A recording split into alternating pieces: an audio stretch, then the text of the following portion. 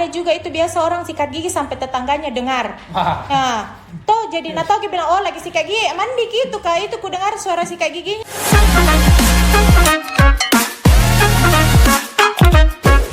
Assalamualaikum warahmatullahi wabarakatuh. Waalaikumsalam warahmatullahi wabarakatuh. Berjumpa lagi dengan kita di Togo Podcast Gokes Ayo Malas Sakit. Pada episode kali ini senang sekali kita sudah bersama dengan narasumber kita. Beliau ini merupakan dokter gigi di Puskesmas Togo. Dokter Gigi Dian Megasari SKG. Bagaimana kabarnya hari ini, Dok? Alhamdulillah baik. Alhamdulillah. Haris. Oh ya, kalau saya alhamdulillah sehat juga, Dok. Iya. Iya. Kalau boleh tahu mungkin pemirsa kita ini penasaran. Mungkin bisa bercerita, Dok, sudah berapa lama bertugas di Togo dan mungkin juga bisa bercerita terkait tentang riwayat hidupnya. Mungkin secara singkat, Dok. Terima kasih. Pertama salam kenal dulu. Mungkin ada yang belum kenal, tapi ada juga yang sudah kenal. Saya dokter gigi Puskesmas Togo, Dian Megasari. Saya bertugas di Puskesmas Togo itu kurang lebih sudah satu tahun lebih. Saya seorang tenaga Nusantara Sehat. Nusantara Sehat. Ya, kampusnya kemarin? Saya dari lulusan Unhas tahun 2007, tua ya. Lumayan. 2007. Sebelum saya di sini saya pernah bertugas di Gorontalo. Berarti Terus, ini sudah kali kedua bertugas sebagai iya, Nusantara Sehat. tetapi kalau di klinik-klinik sudah beberapa klinik yang saya tempati praktek. Aslinya asli dari mana, Dok? Sebenarnya gado-gado sih dari Surabaya, dari Semarang, tapi lama di Makassar. Oh, bagus ini. Berarti banyak kampungnya, Dok. Di kalau mau Idul Fitri ini banyak bisa dipegi silaturahmi, Dok. Iya, alhamdulillah. Iya. Jadi kalau boleh tahu, Dok, selama kurang lebih 1 tahun bertugas di Togo, sebenarnya permasalahan seperti apa yang paling sering ditemui di masyarakat Kecamatan Batang ini, Dok? Kalau Terkait tentang masalah giginya. selama saya bertugas, pasien atau kasus yang paling banyak saya temui yaitu gigi berlubang. Itu kan sudah paling umum, gigi berlubang. Itu kan sebagai sebagai salah satu keluhan gigi berlubang. Gigi Seperti berlubang. itu, iya. Mungkin dokter bisa bercerita sebenarnya faktor yang paling sering membuat gigi menjadi berlubang itu sebenarnya faktor apa, Dok? Apakah mungkin faktor makanan kah ataukah ada mungkin faktor-faktor lain yang mungkin belum terungkap? Sebelum kita berbicara tentang gigi berlubang, kita harus kenal dulu yang namanya plak gigi. Oh. Nah, kan Plak gigi yang nempel di motor, Dok? Iya, plat itu, plat. Oh, plat. Oh iya, saya kira ya. Plak gigi pasti semua sudah tahu apa itu plak gigi, tapi ada juga yang belum toh. Iya. Plak gigi itu sebenarnya sisa-sisa makanan. Sisa-sisa makanan yang menempel pada gigi. Jadi saya bercerita tentang bagaimana awal mula terjadinya gigi berlubang. Tapi secara singkat saja toh. Pertama itu kita harus mengenal apa itu plak gigi. Plak gigi itu sisa-sisa makanan yang menempel pada gigi. Yang biasa dikorek-korek gitu, Dok? Ya, yang itu. Terus plak gigi menempel pada gigi dalam waktu yang lama, kemudian diubah oleh bakteri yang namanya bakteri Streptococcus mutan. Itu bakteri alami yang ada di dalam mulut. Bakteri Streptococcus mutan. Ya. Kemudian diubah menjadi asam oleh bakteri yang tadi. Makanya itu kalau sudah menjadi asam, dia akan mengkikis asam-asam itu yang diubah tadi itu, dia bisa kikis gigi. Lapisan gigi. Lapisan gigi. Dan kita harus tahu dulu lapisan terluar gigi itu namanya email. Ini namanya email. kebetulan saya bawa email. Jadi itu yang putih-putih di gigi itu sebenarnya bukan warna putih. Sebenarnya bukan terlalu warna putih kayak tembok, kayak cat, bukan, tapi dia agak apa ya, ke kuning-kuningan, yang kuning. Jadi kalau ada orang bilang kenapa gigiku tidak putih, Dok? Ya memang gigi tidak putih, tapi dia ada agak warna-warna kuning, bukan kuning sekali sih, kayak putih tulang kayak gitu. Bukan yang putih bersih, Dok. Ya, mungkin saya bisa kasih lihat dulu. Lapisan terluar gigi yang paling kuat, yang paling tebal itu namanya email. Itulah yang gigi putih itu toh. Kemudian kita masuk di dentin. Dentin yang kuning ini. Yang kuning. Kemudian ada yang namanya pulpa. Toh. Ini 3 komponen dari gigi sebagian besar. Kalau tadi kita bilang apa namanya, asam, dia bisa mengikis gigi, perlahan-lahan dia mengikis gigi dalam waktu yang lama, dia kikis ini email gigi, makanya itu nanti lama-lama dia jadi berlubang karena kan habis lapisan gigi, habis lapisannya, makanya giginya berlubang sampai ke dentin. Di sini kalau gigi berlubang sudah sampai di dentin itu masih ngilu. Tetapi kalau asam yang tadi itu bercampur dengan bakteri tambah masuk di gigi dan mengenai yang namanya pulpa atau pulpa yang paling dekat dengan saraf, nah bisa menangis, sakit, makanya tidak bisa tidur sampai menyebabkan bengkak seperti itu. Itu asal mula kenapa gigi berlubang. Sampai kemudian memunculkan sebuah lagu, Dok. Ya, lagu lebih apa baik itu? Sakit hati daripada sakit gigi. Oh, Mungkin ini kasihan. karena alasan ini juga, Dok. Mungkin seperti itu. Karena bayangkan ketika ini sama kayaknya kalau misalkan kayak longsor ya, Dok. Iya. Maksudnya diambil tanahnya terus dikikis. Dikikis. Sampai akhirnya berlubang. Iya, makanya biasa juga ada yang bertanya, Dok, saya rajin sikat gigi. Ya, tapi betul. kenapa gigiku masih berlubang? Ini sama saya pertanyaan ini, Dok. Ya, apa kira-kira menjadi faktornya itu, Dok? Faktornya sebenarnya bukan dari, kan sebenarnya kita makan banyak yang mengandung gula. Manis-manis, manis-manis, mau minum kah, mau makanan itu kan pasti mengandung gula. Sayur pun kan biasa kita kasih garam sama gula sedikit toh. Betul. Jadi sebenarnya bukan dari faktor makanannya, tapi dari cara kita sikat gigi, cara kita sikat gigi. Kalau asal sikat gigi saja ya iya, semua orang tahu sikat gigi itu bagaimana toh. Tapi belum tentu apakah caranya sikat gigi itu sudah benar, tepat atau belum, seperti itu. Ini yang menarik, pemirsa. Mungkin karena kita hari ini membawa sebuah alat peraga, mungkin dokter gigi Dian ini mungkin bisa memperlihatkan sedikit cara sikat gigi yang baik dan benar boleh. kepada masyarakat atau pemirsa Gokes kita ini. Kebetulan sudah ada sikat gigi di sini, terus kita coba. Ya.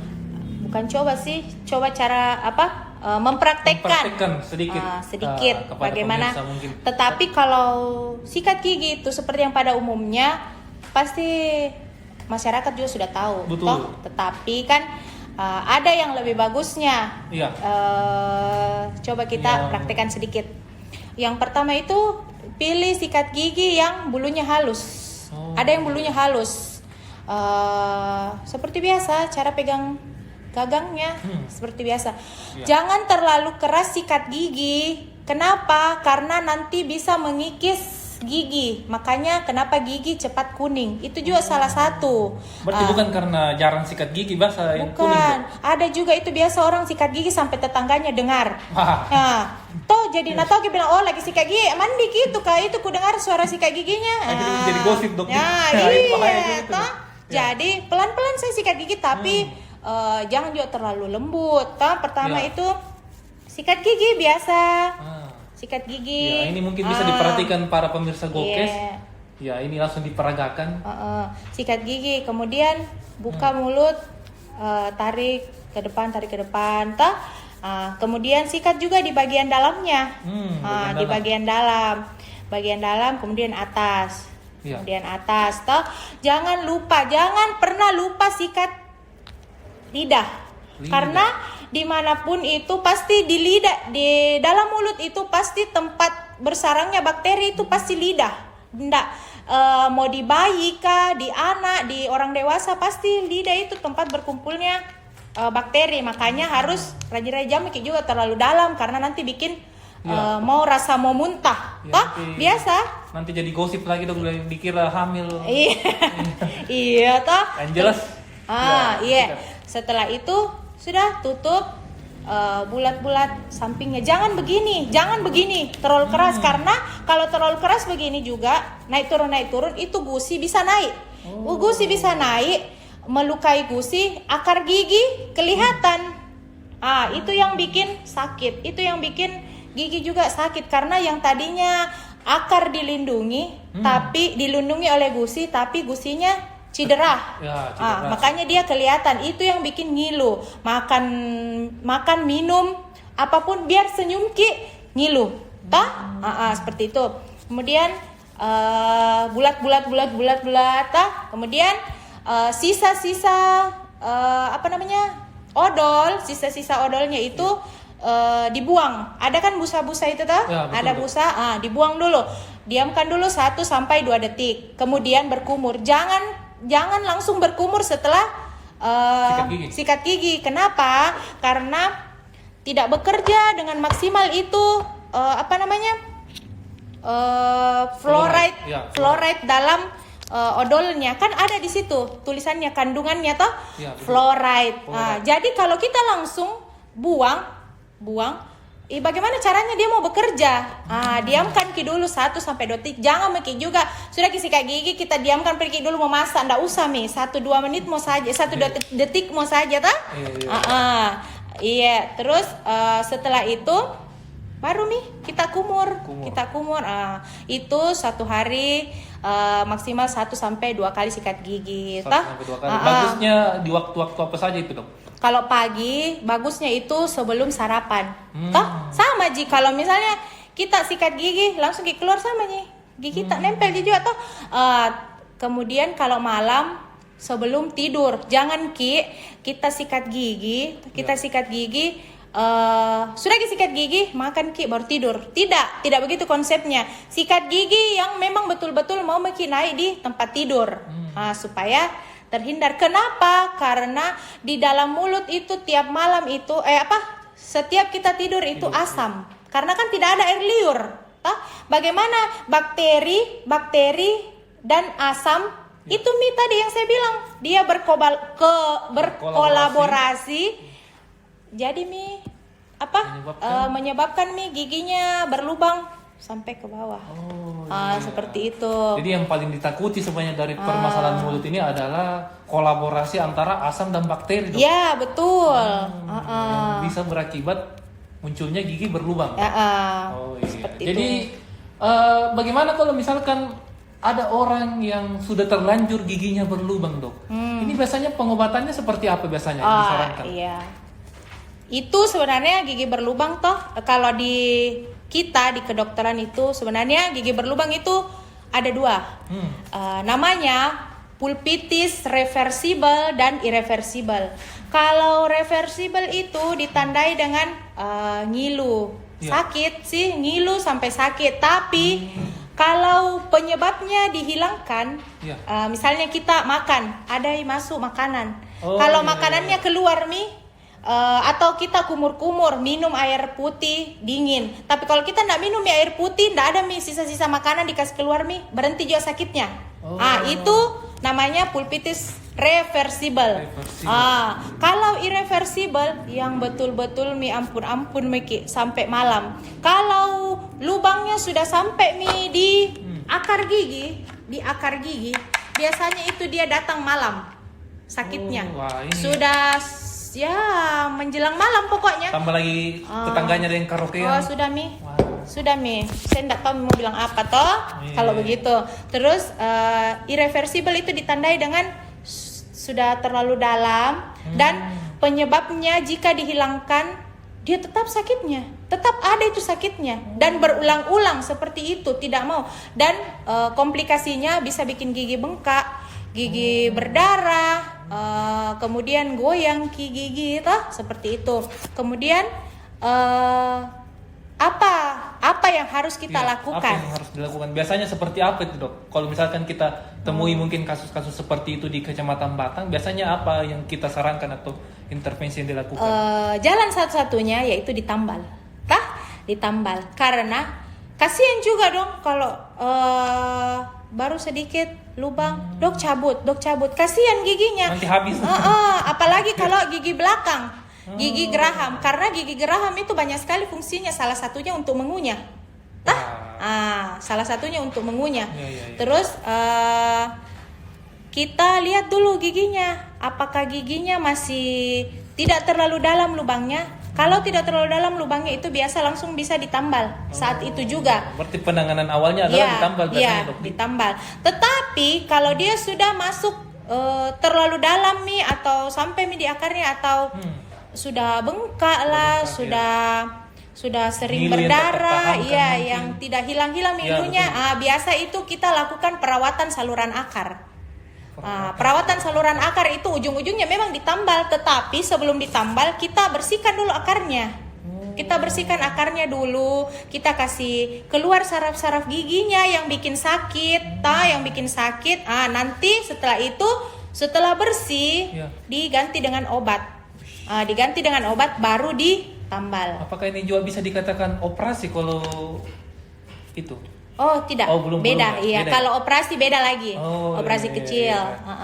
Kalau operasi kecil itu biasa untuk gigi bungsu, yang gigi belakang, yang tidur, tumbuhnya miring. Seperti itu. Jadi, kalau ini belum. Kalau yang seperti itu yang tadi kita jelaskan, Dok, apakah itu bisa dilakukan di skala puskesmas ataukah biasanya kita rujuk atau seperti apa biasanya? Kalau masalah itu kita tergantung dari setiap puskesmas. Kalau memang dia bisa, ada alatnya, ada bahannya, boleh di puskesmas kita kerja. Tetapi kalau tidak ada, ya mau bagaimana lagi, kita buatkan rujukan ke rumah sakit terdekat, seperti Jadi, itu tadi pemirsa Gokes, bahwasanya ada banyak permasalahan yang bisa mengakibatkan gigi berlubang. Ya, jadi yang paling penting tadi disampaikan oleh Dokter Gigi Dian adalah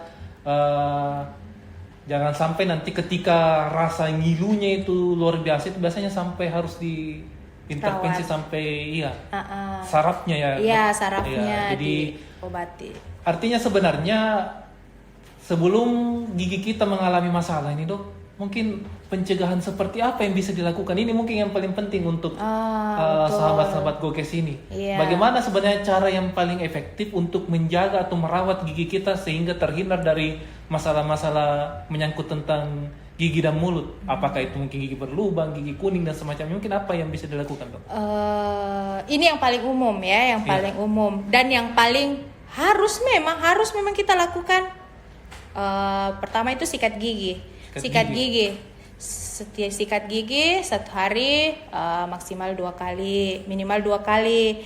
Kemudian yang bisa kita lakukan dental floss. Ada namanya dental floss. Jadi itu dilakukan oleh dokter gigi. Kemudian kalau misalnya ada benang-benang gigi, ada benang gigi tapi tidak sembarang benang dipakai. Namanya benang gigi, biasa orang bilang. Jadi di setiap sudah makan itu ada sela-sela gigi, pakai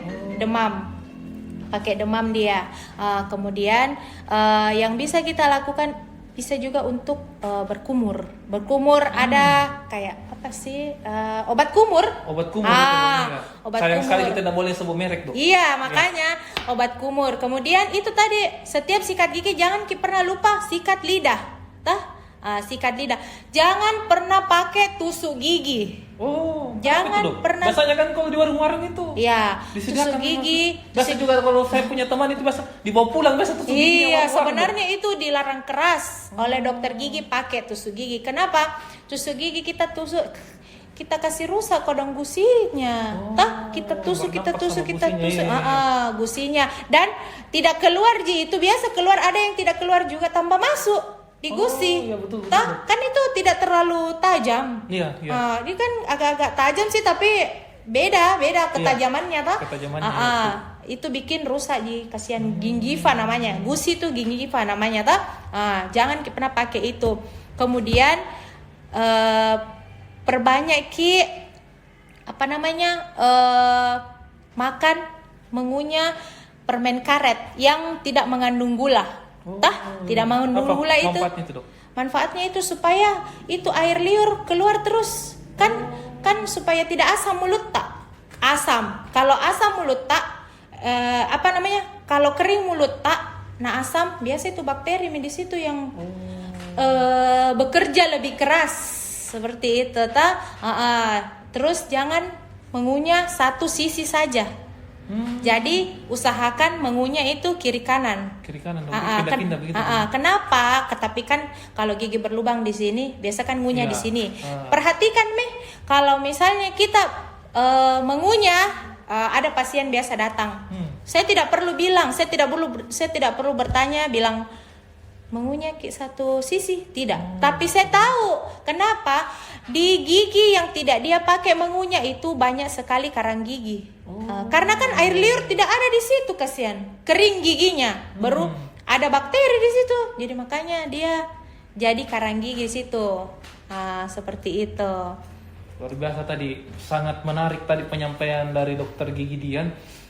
Cara-cara untuk merawat kesehatan gigi ada beberapa tadi yang saya catat. Yang pertama itu tentu saja rajin sikat gigi, kemudian juga sebisa mungkin menggunakan obat kumur, kemudian jangan lupa juga sikat lidahnya. Ya, betul. Ketika kita sikat gigi, kemudian terakhir bisa dengan kita memperbanyak mengunyah yang tidak mengandung gula ya, Dok. Iya, betul. Ya, mengunyah cemilan-cemilan. yang tidak Satu mengandung lagi. gula. Oh iya, satu lagi. Setiap kita sudah makan makanan yang mengandung gula manis-manis, usahakan itu berkumur dengan air putih. Nggak mungkin kita di mana-mana bawa sikat gigi toh. Jadi kita berkumur. Kenapa? Supaya dia tidak terlalu menempel di gigi. Seperti itu. Iya. Jadi itu tadi satu lagi tips terakhir adalah rajin-rajin berkumur air putih. Ya, jadi tidak mesti selalu obat kumur juga semuanya, Dok. Tapi Iya. air putih juga bisa meminimalisir terjadinya masalah-masalah pada gigi. Iya, betul. Iya, luar biasa. Jadi menarik sekali episode kita ini terkait tentang cara merawat kesehatan gigi dan mulut. Semoga Dokter Gigi Dian ini tidak bosan-bosan untuk mengisi konten-konten nanti di podcast ini. Iya. Tidak dong. Mungkin ada pesan-pesan terakhir mungkin kepada pemirsa Gokes ini, pesan penting kepada masyarakat sehingga masyarakat ini bisa mengingat terus, oh iya, kalau saya dengar kata-kata ini berarti saya akan teringat sama Dokter Gigi Dian ini, dokter gigi terbaik di Puskesmas Togo-Togo. Insya Allah. Iya, yang saya mau ingatkan kepada seluruh masyarakat, jangan pernah kalau masih ada dokter gigi, ke dokter gigi, jangan sekali-sekali ke tukang gigi. Karena apa? Beda. Ya, apa bedanya itu, Dok? Bedanya ya kita Selain dari bahasa ininya. kalau tukang gigi kan dia kerjanya otodidak. Oh, kan? Iya. Biasa Kita mungkin tidak berbasis ilmiah mungkin dia ya yang berbahaya. kalau kita sudah jelas kita sekolah tinggi-tinggi untuk membantu masyarakat. Seperti itu. Kemudian jangan lupa setiap 6 bulan sekali periksakan gigi Anda, gigi kalian, gigi tak semua kareng-kareng ke dokter gigi. Walaupun tidak ada yang sakit, tidak ada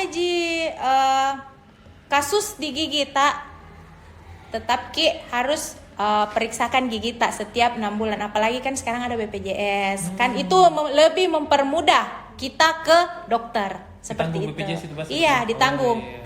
Jadi itu tadi pesan penting dari dokter gigi Dian, jangan menunggu sampai giginya sakit, tapi sebisa mungkin melakukan pemeriksaan rutin sekali dalam 6 bulan. Oh, iya. Terima kasih banyak Dok atas pesan-pesannya pada tayangan ini. Jadi saya sebagai host mengucapkan terima kasih banyak kepada Dokter Gigi Dian di tengah kesibukan beliau ini yang juga merupakan seorang pengusaha sebenarnya. Iya. Pengusaha apa lagi, Dok?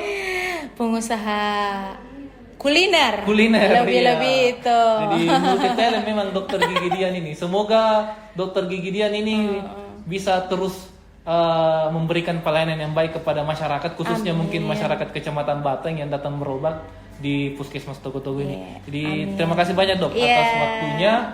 Mungkin itu juga akhir dari tayangan kita pada episode kali ini. Saya ucapkan banyak terima kasih. Permintaan maaf jika masih ada kekurangan yang terjadi selama tayangan ini. Itu saja mungkin kita akhiri dengan ucapan ayo malas sakit. Wabillahi taufiq wal hidayah. Wassalamualaikum warahmatullahi wabarakatuh.